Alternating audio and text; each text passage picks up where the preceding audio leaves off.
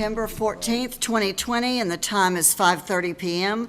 The meeting of the Paris City Council is called to order. Mr. Anderson will give the invocation, followed by the Pledge of Allegiance, led by Mr. Hughes. May we pray? Heavenly Father, we're indeed thankful for the opportunity to be here today, Father, to conduct the business of the city. We pray for your wisdom and guidance and direction that we might make wise decisions, Father, that profit our city. And we just ask, Father, that we would work together for that common goal to make Paris a better place to live. If we ask these things in Jesus' name, amen. Amen. Pledge allegiance To the flag of the United States of America and to the republic for which it stands, one nation under God, indivisible, with liberty and justice for all.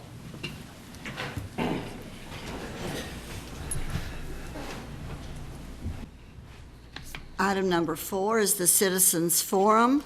Persons desiring to address the council must limit their presentation to no more than 2 minutes.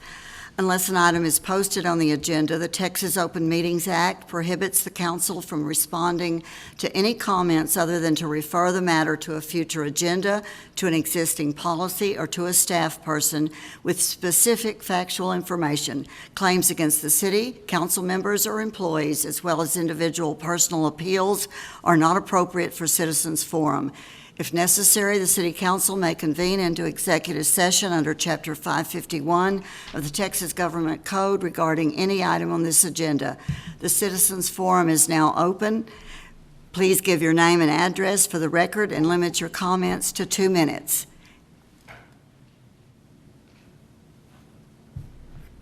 Good evening, Council. First and foremost, my name is Mihir Punkage. I live at 3055 Oak Creek Drive here in Paris, Texas. I'm a business owner. One of my businesses is Days Inn by Wyndham here in Paris, Texas at 2650 North Main Street, Paris, Texas. I wanted to make just 2 comments about something here. The Meadowview Apartments directly right next to us, 520 Deschong Drive, they had a fire April 14th, and I understand it's been COVID, pandemic, this, that, and the other, and I get it. We're all business owners. We all have a business to run, but that apartment is in shambles. It looks bad upon our city. It has tarp missing and in places in certain areas. The roof has holes. When it rains, it floods. Their shingles are blowing onto my property, and it's been 4 months. So my deal is we've got to figure out a way to go ahead and work with the owner of this apartment complex to get it going. But it looks bad, and it looks bad on my business. My business is, I own the number 5 Days Inn in the nation. So we pride ourselves on our operations. We've got to keep it going, but we want to do that for our community and keep it running. So I just urge that maybe we look at that and work with the business owner, with the apartment complex owner, and let's figure out what's going on. The second issue that I'm having is CNC Rentals is right behind us, and they're at 2720 North Main Street here in Paris, Texas. Again, another great business. We have no issues with either one of them. But they've dug out a trench behind their property, and when it rains, all that dirt comes off Deschong. It basically coats all of Deschong, coats my entire front and back of my hotel, and then on top of that, it goes all the way down towards the hospital. And it's making that whole road look awful when it wasn't like that before. So I would just like to see, did they permit that? I mean, what's going on in all that dirt work? So anyways, I just say that the great businesses, we absolutely want to be able to work with them. No issues there, but we just wanted to kind of bring that to the table and kind of make sure that, hey, we have an issue with it at the moment, but we want to work with them. So thank you so much. Thank you for what you do, and God bless. Thank you, Mr. Prakash. The consent agenda, does anyone have anything they wish to pull and discuss from the consent agenda? Oh, I'm sorry. I'm closing the Citizens Forum, seeing no other speakers. Thank you, Mr. Hughes. Does anyone have anything to wish to pull? I have a question on 6D about the housing authorities. I guess you're approving of the minutes. Is that right? Yes. I just have a couple of questions on the housing authority. I know that the mayor appoints the board, but what governance do we have over the housing authority? Miss Harris, do you want to address that? Did you hear me? Because I wasn't talking into my mic. I did. It's really kind of its own statutory entity. And, we're not responsible for what that board does or for anything that happens on that property. But the statute requires that the mayor appoint members to that board. Right. So are they obligated to turn over their minutes to the city? I've not looked into that before, but I can certainly do that and get back to you. Because I think a request was made at one time by the council to review their minutes, and I was just wanting to ask why. Now, historically, I don't know why, unless there's a statutory requirement that I'm not aware of that requires that. Mr. Anderson? He has better historical knowledge than me. This may be the reason we require it. They are obligated to pay to the city a pilot fee, which is a payment in lieu of taxes. And we get that information, their financial information, through their minutes when their audit is presented to their board. So if for no other reason, we would need to get their minutes, at least for that meeting. Okay, thank you. So much better. Thank you, Mr. Anderson and Ms. Harris. Mr. Savage, is that That's all. satisfactory? Okay. I make a motion to approve the consent agenda. Second. A motion by Mr. Hughes, second by Mr. Pilgrim.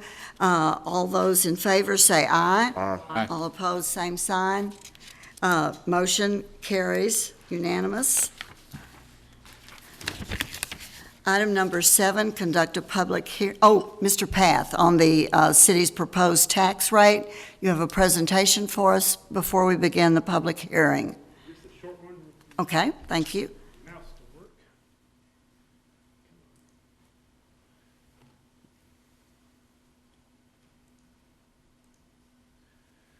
All right, this is the public, this is the preparation for the public hearings. So we have 2 tonight on the property tax rate, and then we have one for the proposed budget. So I know we don't have a very large audience here tonight, but perhaps we have some watching tonight. So I wanted to give a very brief presentation on the tax rate first, and then we have the public hearing. I can answer questions, and then we'll have another presentation on the proposed budget, and then we can answer questions there. So the first one tonight is on the property tax rate. Under state law, we're required to have a separate public hearing from the budget itself in order to review the tax rate. City Council approved a resolution at the last meeting to hold a hearing tonight. And pursuant to state law, we cannot approve the tax rate tonight. We have to do it on a different night, which will be tomorrow night, 5:30, here at the council chamber. We will review a tax rate at that point. So unfortunately, state law does not allow us to do it at the same meeting, so we have to have a separate meeting for that. Real quick, I just got 2 slides on this. The property tax rate, again, it's that bolded item there. It's a 48 cents. It's 48, little over 48 cents there is a total combined property tax rate between O&M and debt. It is decreasing compared to prior years.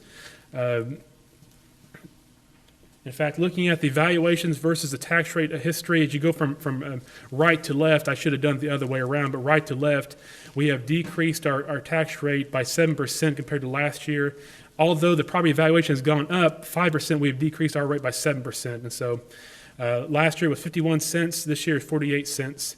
And that is a proposed tax rate supporting this fiscal year 2021 budget. And I will step aside. So. Thank you, Mr. Path. This public hearing is required by law as part of the budget process. The public hearing is now open, and anyone wishing to give comments about this item, please come to the podium and state your name and address for the record. Seeing there is no one wishing to speak, the public hearing is now closed.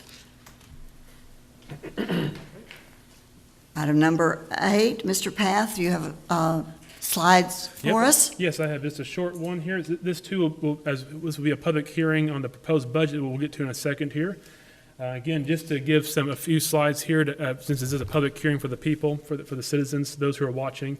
Again, we're required to have a separate public hearing from the tax rate to look at the budget itself. The council approved a resolution last meeting to hold the hearing tonight. And so I've just given a very quick overview. I won't go into depth here, just very quick overview based off the budget, off the ordinance itself. Fiscal year 2021 budget is general funds is $24,443,660.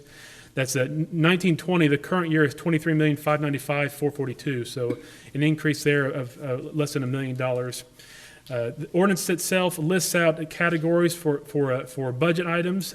General government at $1.2 million, finance at $450,000, emergency services at $15 million, airport at $257,000, public works $4.8 million, library services of $727,000, miscellaneous, which is Paris Band, general, and IT of $1.7, and contingency of $50,000. That wraps up the $24,443,660 number right there. And looking at our other operating budgets, bonded indebtedness, which is the other part of the property tax value, $1.6 million, which is a decrease from last year of $1.8 million. Water and sewer utility fiscal year 2021 is $15 million. That includes operation and debt service for our utility bonds. 1920 was 15.1. Ordinance in the packet, you'll see water, which is 7.4 million, sewer, which is 3.9, and bonds of 3.8. Then our sanitation utility is 1.1 million, which is a slight decrease from 1920 of 1.187 million. So that's just a very quick overview of our budget. We've gone in depth on other things, and I can answer any questions you might have about anything specific you might have about the budget. Otherwise, we can move on to the public hearing as well. Any questions of Mr. Path? Thank you for that very good overview. Item number 8, conduct a public hearing on the proposed budget for fiscal year 2020-2021. This public hearing is required by law as part of the budget process. The public hearing is now open, and anyone wishing to give comments about this item, please come to the podium and state your name and address for the record. Seeing there's no one wishing to speak, the public hearing is now closed. Item number 9, discuss and act on an ordinance adopting a budget for the ensuing fiscal period beginning October 1st, 2020 and ending September 30th, 2021. Mr. Path, do you have any more presentations? Yeah. All right. Is there any discussion from the council? Well, I just have a comment, and Mayor Pro Tem, I just wanted to, everybody has complimented Mr. Path on his budget preparation and his presentation, and I would just like to echo that. I have sat here, and because I've had a lot of questions, and he's answered them. This has just been an absolutely wonderful process. So I thank you so much for your consideration, your being so well prepared, and you're presenting to us so well. And it's just, like I said, it's just been a lovely process. So thank you again so much to you and also your staff, because you've been very generous to acknowledge how helpful the staff has been to you as well. So thank you again. I'd like to echo Ms. Knox that our staff has done an outstanding job and very professional. Any other discussion? I'll entertain a motion on this item. I'll make a motion to approve the 2020-2021 city budget ordinance as written. I'll second that. Second by Mr. Savage. Is there any further discussion? All in favor, say aye. Aye. Same sign, all opposed. Motion carries unanimously. Congratulations on your first Paris budget.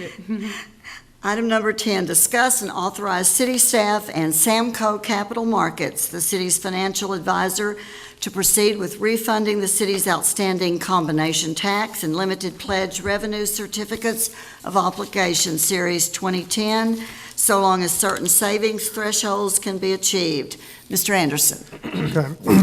As y'all know, 10 years ago, we issued $3,005,000 worth of COs in order to do some work on Collegiate Drive and extend it out because they were building the new high school out there in order to control the traffic flow.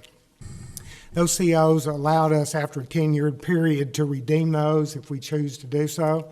And so what we're recommending tonight is that we do redeem those because interest rates are so much better now than what they were then. We can actually issue new COs to replace those, pay the cost of those, and still have a savings of approximately $172,000 over the remaining 10 years that those COs will be paid out, which is not an extension of the old issue, but it just lines up and matches it time-wise as well. I believe Samco provided you, and it was in your packet, a couple of page PowerPoint that just kind of summarized that we were redeeming the years in the payments from 2021 through 2030. The average interest rate on the old issue was 3.9%. It's going to be 1.45% on the new issue, and that's where we're gaining the ground. It's not a whole lot of money per year, but over the 10-year period, it comes up to that $172,000. And that's about 9% savings, a little over. And we can't, as staff, see any reason why we shouldn't do it and gain that savings. Any questions of Mr. Anderson or discussion? I'm always about saving money. Thank you. I'll entertain a motion on this item. I'll make a motion to approve an ordinance and related attachments granting, I'm on the wrong thing. Item number 10. I can't get to it. Okay, Authorize the city staff and Samco Capital Markets to proceed with refunding the city's outstanding combination tax and limited pledge revenue. thank you, Ms. Tickets Knox. of obligation. Okay, Sorry sorry. for And a sorry for second? the confusion. Second. Thank you, Mr. Pilgrim. Any more discussion? All in favor of this item, say aye. Aye. Opposed, same sign. Item passes unanimously. Item number 11, discuss and act on an ordinance approving a negotiated settlement between the Atmos Cities Steering Committee and Atmos Energy Corporation Mid-Tex Division regarding the company's 2020 rate review mechanism filings, declaring existing rates to be unreasonable, adopting tariffs that reflect rate adjustments consistent with the negotiated settlement, finding the rates to be set by the settlement tariffs to be just and reasonable and in the public interest, requiring reconciliation and rate adjustments if federal income tax rates change, terminating the RRM process for 2018 pending renegotiation of RRM terms and conditions, requiring the company to reimburse ACSC's reasonable rate-making expenses, determining that the ordinance was passed in accordance with the requirements of the Texas Open Meetings Act, adopting a savings clause, a severability clause, a repealer clause, declaring an effective date, and requiring delivery of this ordinance to the company and the ACSC's legal counsel. Mr. Anderson. Okay. What you said is going to last longer than what I'm fixing to say. So, back in late March of this year, Atmos filed a request for increased revenues system-wide of $141 million. That was later reduced to 136. Of that 136, only 98 million applied to cities that are part of the ACSC group. Those that are not part of that group are larger cities like the city of Dallas that kind of negotiate their own rate. That's why they're not included in there. But ACSC always reviews these requests, and in that negotiation process, the request was reduced to another $8.7 million, and ACSC, those consultants, think that amount is a reasonable amount, what's left, and they recommend that that negotiated rate be approved, and that's what the city is recommending tonight too. You have the opportunity, if you can reject them, you can approve them, or you can just ignore them. But the best action, I think, for the city of Paris is for you to approve the rate as it's recommended. Thank you, Mr. Anderson. Any questions for Mr. Anderson or discussion? Is this gonna be a rate increase on any side? It will be, for the average residential customer, it's about $5.15 a month. Average commercial customer, it's about $15.48 a month. And that's a pretty flat fee, or is that on a usage basis? It is on a usage basis, it's not a flat dollar amount. Is there, and this is going straight to Atmos for, They're allowed under this rate recovery mechanism that was developed so that they wouldn't have to do a full rate increase process going through utility commission, for when they've had increases in certain areas. And what the steering committee does, it hires a consultant to go in and review and verify their increased cost, and they're allowed, and the Public Utility Commission would allow them to recover certain increased operational costs, which is what this does. So it's not what you would call excess or, excessive. They have had to justify all of these costs, that they were legitimate costs, and that they're allowed to recover them under this process.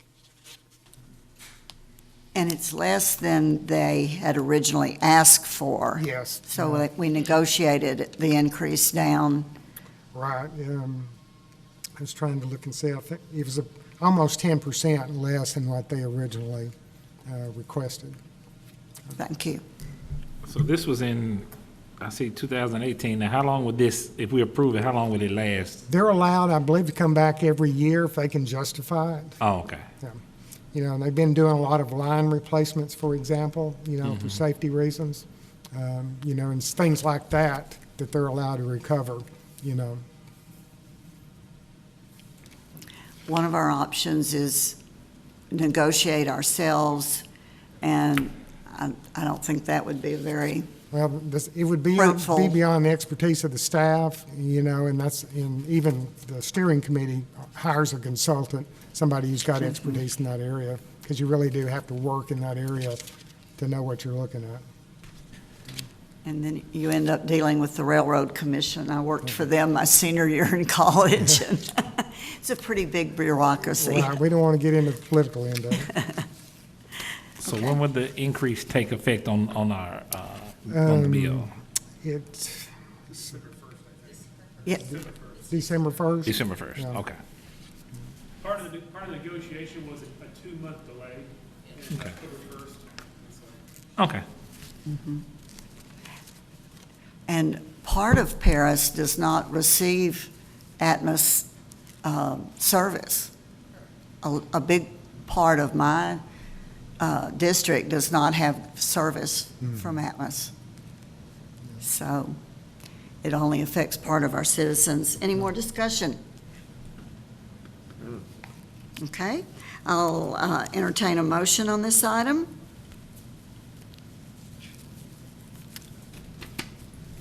I'll make a A motion. discussion?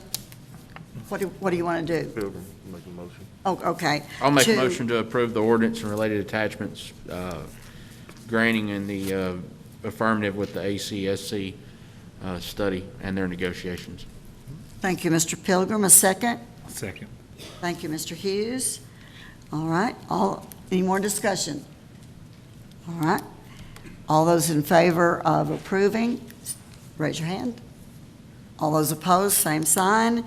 Carries unanimously. Item number 12, discuss and act on an ordinance extending the mayor's declaration of local disaster for public health emergency and order dated March 19th, 2020, as extended by resolution number 2020-011 and by ordinances numbers 2020-014, 2020-017, 2020-023, and 2020-030 for an additional 120 days. Ms. Harris?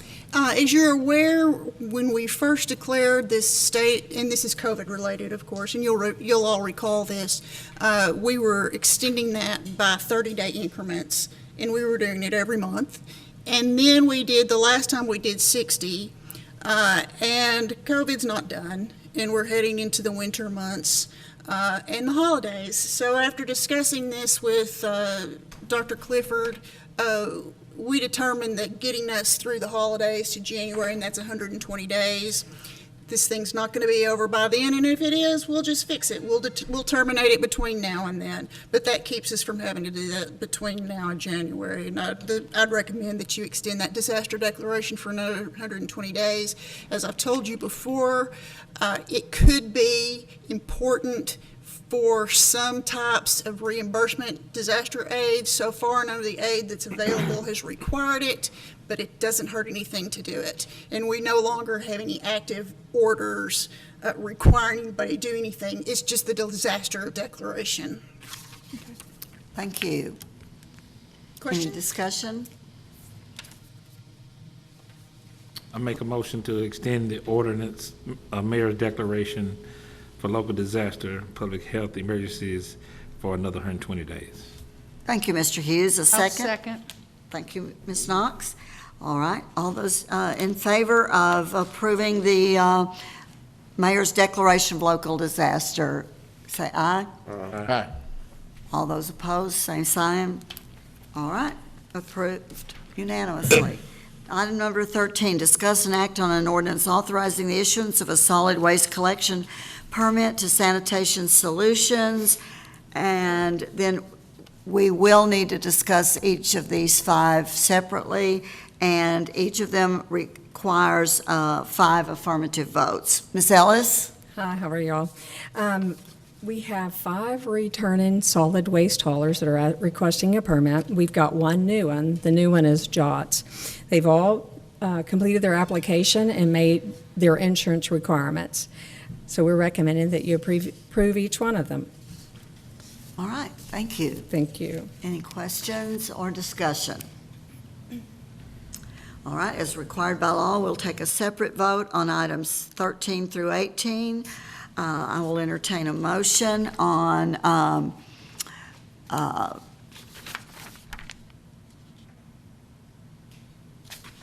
The first one, Sanitation Solutions. well, don't have 13. that. I'll Yeah. say on Sanitation Solutions, right there. As required by law, we're going to take a separate one on Sanitation Solutions first and entertain a motion. I'll make the motion that we accept the issuance of a solid waste collection permit to Sanitation Solutions. All right, thank you, Mr. Savage. A second? Second. All right, Ms. Knox? All those in favor, say aye. Aye. Same sign opposed. Motion carries unanimously. Item number 14, discuss and act on an ordinance authorizing the issuance of a solid waste collection permit to Raymond Tabor, doing business as Waste Connection of Northeast Texas. I'll entertain a motion on this item. I make a motion to issue the solid waste collection permit to Raymond Taylor, DBA Waste Connection of Northeast Texas. Thank you, Mr. Pilgrim. A second? Mr. Hughes? All those in favor, say aye. Aye. All those opposed, same sign. Motion carries unanimously. Item number 15, discuss and act on an ordinance authorizing the issuance of a solid waste collection permit to Richard Mark Boswell Jr., doing business as Dumpster Drop LLC. I'll Make a entertain a motion. motion. I make a motion to authorize the issue of solid waste collection permit to Richard Mark Boswell Jr., DBA Dumpsters Drop LLC. Thank you, Mr. Hughes. Second it. Second, Mr. Savage. All those in favor, say aye. Aye. Aye. Opposed, same sign. Motion carries unanimously. Item number 16, discuss and act on an ordinance authorizing the issuance of a solid waste collection permit to Nelson and Tana Stoll, doing business as Countryside Disposal LLC. Entertain a motion on this item. I'll make a motion to approve the issuance of a solid waste collection permit to Nelson and Tana Stoll, DBA Countryside Disposal LLC. Thank you, Ms. Knox. A second. Mr. Hughes. All those in favor, say aye. Aye. Motion, opposed, same sign. Motion carries unanimously. Item 17, discuss and act on an ordinance authorizing the issuance of a solid waste collection permit to Mike Vihi Jr. and Justin Miller, doing business as MJ Outdoors LLC. I'll entertain a motion on this item. I'll make a motion that we issue a solid waste collection permit to Mike V. Jr. and Justin Miller, DBA. Thank you, Mr. Savage. A second? Second. Thank you, Mr. Pilgrim. All those in favor, say aye. Aye. All those opposed, same sign. Motion carries unanimously.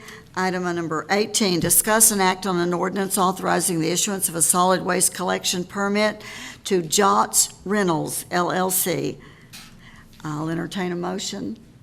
I'll make a motion to approve the issuance of a solid waste collection permit to Jots Reynolds LLC. Thank you, Second. Ms. Knox. Mr. Hughes, second. All those in favor, say aye. Aye. All those opposed, same sign. Motion carries unanimously.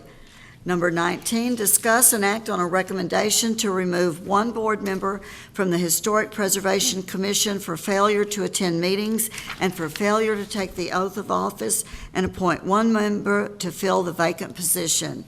Ms. Ellis? Okay, we are asking that you all remove Mr. Alexander from the HPC. He has not shown up for either of the meetings that have been called. He will not return emails or phone calls. I don't know if he's unable or he doesn't want to serve, but we need to fill the position. In your memo and in your packet, you'll see that you had one applicant, but today we received another applicant. One of the applicants is Jennifer Long. She's in District 5. The other is Michael Montgomery. He's in District 1. Both of them are registered voters and meet the qualifications. Thank you, Ms. Ellis. Any discussion on removing Mr. Alexander?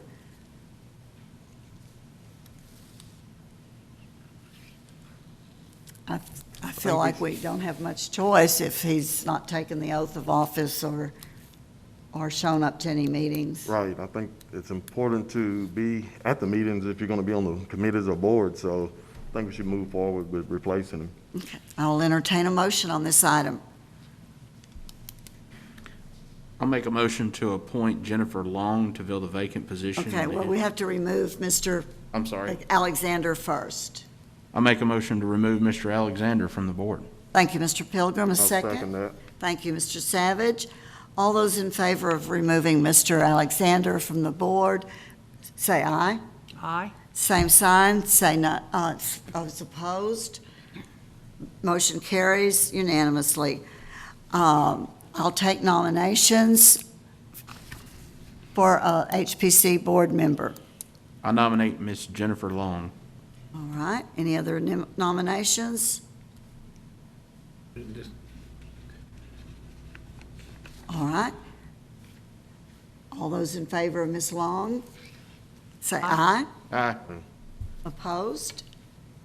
Motion carries 4-1. Item number 20, discuss and approve a professional services agreement in the amount of $129,999 with Sterling, Inc. to upgrade the city's data center hardware. Mr. Klinkerman. Good evening, y'all. The IT department has a recurring policy that we try to life cycle the critical infrastructure that we have in place. Been doing this for a number of years. We have at the primary site over here, that server cluster is 5 years old. Our old server cluster is at the secondary site. It's now 11 years old. We're starting to have failures of hard drives and components on the secondary side. This is kind of identified when we started looking at it last year, and we started trying to plan how we were going to do this because it's a large item. So we typically have been splitting it across 2 fiscal years. I've got money in this year's budget, and I've got money in next year's budget. The plan would be that they would come in and they would replace the primary server cluster and move all of the virtual servers that we have currently working over onto this new hardware.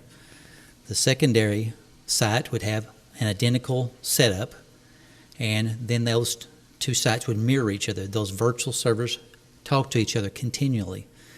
This is high availability. It allows us to, no matter what happens at one of the sites, all the city workers can still utilize all their servers and all their programs and everything like that. In the process of all that, we started getting notifications from our backup for disaster recovery vendor that they had been bought out by another company and they were phasing out the software solution that we were using. And so one of the solutions that the storage and the server experts was that they have on each place a backup solution. It's an appliance that has enough storage space and a software solution that it talks to them constantly and it has a backup right there. So at that point in time, you've got the high availability, both ends. You've got the backup. The only thing that can happen, could happen, last possible scenario that we come up with, because we're all about redundancy and trying to make sure that we never lose our data. And is that we would take our primary hardware down here now, move it to the secondary site, and that would become the last resort if we had something happen with both of them. They would at least have a disaster recovery hardware. That's already paid for, but that's basically the quick way of just describing what we're trying to do when it comes to preserving the information and the high availability and the disaster recovery, so we have the continuity of operations of all of the different departments who utilize all the different servers and their software. And so after meeting and working on this for a good number of months, the price has come down. It was higher, and we had to go to a different option. This is the lowest price we have to meet all of the objectives of trying to get us up to speed, and then also ranging high availability and disaster recovery. We should be good at that point in time from this standpoint for another 5 years at least. I'll be glad to answer any questions. I'd like to take you on a tour at some point in time of what we have. Be nice for y'all to see what we have in place. Well, sounds complicated. Is this price from one company, or you talked to several companies and came up with the lowest? Well, we're pricing for hardware basically comes under the Texas Department of Information Resources. No one I know of has the technical knowledge. No small city, let me put it that way. Most small entity has the technical knowledge to be able to write a spec. So we rely on the state to write the specs, and then the pricing is set by it doesn't matter whether you're Dell, HP, whoever. And so our pricing is through that for hardware. When it came to trying to find what we needed to do, we don't have anybody on staff that has the necessary credentials and experience and stuff. So our Dell rep that we deal with for PCs for the most part put us in touch with their storage and their server specialists. They then looked at our total data usage, total data we have, the space we have, the analytics as far as what processes, what servers are using what resources. Some servers use a lot of memory, a lot of CPU, and a lot of network finance server, for example. A lot of transactions happening. Other ones are lower capacity, but they downloaded a log of all those things, and then after talking to us as far as what our potential growth would be over the next 5 years, they made the recommendations of all this hardware. They don't have the internal people. I asked for them to put us in touch with someone who has the technical knowledge of all the different things that we want to do. Our environment is what they call a Hyper-V environment. The hardware that we have right now on the servers, it runs Hyper-V, which manages virtual servers. They're not physical machines, they're logical. And so we've got 14 of those running on this downtown cluster. It manages those things. We need someone to come up and set up the storage space in the right data pools, assign the right number of, some of the hard drives, for example, are solid state versus rotating disk, and so those are good for high transactions, IOPS, that like the finance does. So they arrange those storage pools so that they have a certain amount of the solid state drives versus the rotating disk drives for the slower response servers. we don't know how to do that. And we have historically always outsourced that. And that's the reason why we're, after meeting with this company that Dale recommended, that we want to go with what they're suggesting as far as a way to meet our needs now and for the next 5 years.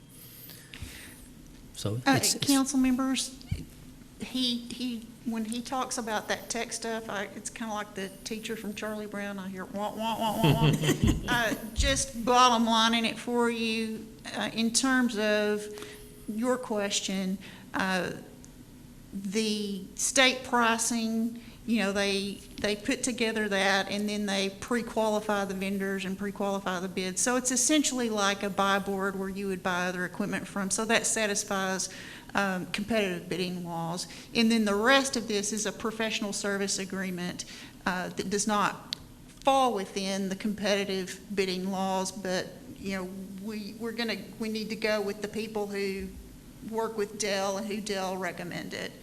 Is that helpful? Yes. what she said. Short answer. Any further questions of Mr. Klinkerman or discussion? I just think that must be very tedious to try to get one system down and bring another one up. Oh, it's going to take a while. I mean, Yeah. we're going to try to get the components in here and get them all set up and get them all ready, and then we'll have to, that'll be the big part. And the next part is we'll have to take, unfortunately, some of these people have to be offline over a weekend while we move their virtual servers over to the new hardware. Well, and I like that you're splitting it between two budget years. Yes, I've always done that. That's great. Yes, sir. Yes, ma'am. I need my weekend access.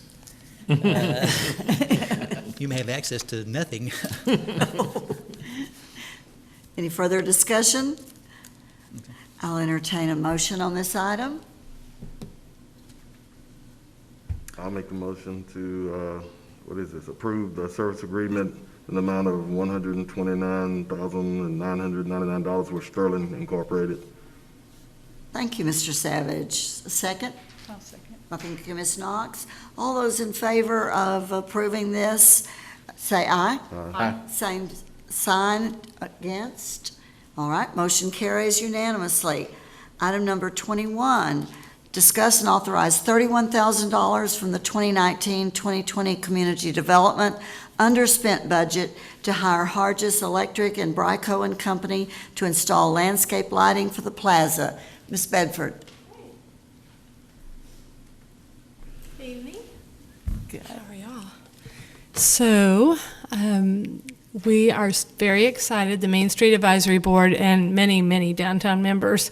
We've had an issue in downtown for many years, since I've been here and probably before that, that the plaza between the sidewalk, which has lampposts, and the fountain, the only lights that have been available are either wrapping C9 lights around the trees or mood lighting that hasn't worked in a very long time. It's way up in the top of the trees, still there, hasn't worked since I've been here almost 10 years. And so we had street lamps that were illuminating the sidewalk even prior to the expansion, but they were up in the tree canopy because, over time those trees have grown up and they've actually created a lot of shade. And so we have an issue at nighttime that's been ongoing for a very long time, even before the expansion of the plaza. So we've moved the street lamps out and they illuminate great on the sidewalk, but the only light between the street lamps and all that grassy space is the fountain lights, and they're just not bright enough to make it feel safe and secure down there. And so we've had a lot of people concerned about it, and so we've come up with an option. It kind of just so happened that I was with one of the landscape architects from the tool design firm. I met with him and was showing him some stuff in downtown most recently, and told him my issues, and he came up with a couple of companies that would work very well to light up the plaza. And one of my Main Street board members has done some research, and what we've come up with is some landscape lighting that's recessed and should light up the trees. And then also we have some ideas about the fountain and how to light that up. And make it nice and bright and beautiful to showcase its architectural elements. And we've tried it with, one thing we're proposing is some color changing lights. And so we can use that color changing light system to kind of change up the way we're doing the holidays. And it's basically, you can light anything, any color that you can imagine. So with the way the lights are set up now, there's actually 300,000 color combinations. And so we're proposing lighting up the plaza. Mostly I see us using a bright, kind of a soft, you know, or the yellow colored light. I see us using that most. But if we have, let's say, 4th of July, we can do the lights red, white, and blue. Or, you know, Christmas time, we can do the Christmas colors, or Halloween, and we can do all that with the dial on a phone app. And so it's high tech, but I think it'll serve its purpose. Number one, making it feel safer, brightening up the plaza, and then number two, helping us through the holidays. And so that's where I am. We had money left over in the community development budget. I've spent the past probably 3.5 months trying to research the best way to get this done. I had talked to out-of-town people who were just really expensive, couldn't get anybody to come to do it. And we started with some in-town people too, and some said they were going to go ahead and give me a bid and then backed out. I had one guy give me an incomplete bid just to purchase lights, no installation, and we landed on Hargis Electric, who said that they could install the lighting and we can get it completely done mostly before the end of the budget year. And as for the fountain, we have access to a stonemason that has worked on the fountain before and numerous projects, worked with the landings, made the fish spout water when we are having some blockage problems and stuff. And there's some lighting channels that he's going to be able to help us access that have been there previously. So the plan is to light the bottom bathtub, I call it the bathtub, and then the next bowl up, which would be the middle bowl, we're going to put some lights above that bowl, but beneath the bottom bowl, and then some lights in the very top to light the nymph at night. So you'll see a lot of the architectural elements as well as just lighting the trees.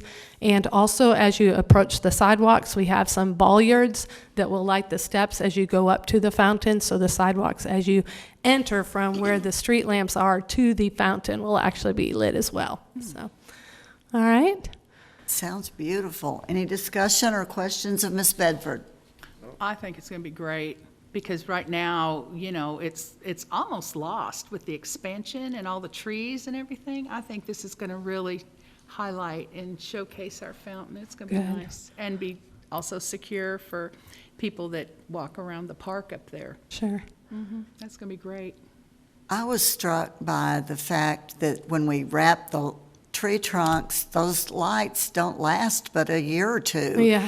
And a lot of man hours from our staff, so. Right. They're really looking forward to the idea of not having to wrap those tree trunks, I can tell you that for sure. And unwrap them. Yeah, it's a lot of work. And then we found that the squirrels like to eat, I didn't know this, but they like to eat Christmas light wires. Or with the mood lighting, we actually have places where when the wiring was strung up the tree trunk has actually grown around it. So it makes it a real problem for the trees as well. And so do you know the life expectancy of the lights that we're putting up? yes, they come with a 10-year warranty on the actual canisters and the lights, and so they will be replaced free of charge. The warranty for the actual work to install them is a 1-year warranty, but getting the lights come with a 10-year warranty. So, I have a question. okay. Ms. Knox? Did you say that you hoped that this would be finished by the end of the fiscal year? Yeah, we're gonna get it done. We just needed to get all of our steps going, so. When is the fiscal year? Is it The 30th October 1. 30th Yeah, of September. like this month? Yes, The end of yes, this month? Oh, that's Yes, even ma'am. better. Yeah, that's Yes. great. I know, are they LED lights or? Yes, they are. They're a low voltage LED light, but they're very, very bright. They're Okay. gonna be brighten up. Yes, low voltage. So Wonderful. it's been a process. I've been learning about how to get bids and stuff to make it work, so. Any further discussion? I'll entertain a motion to pass this.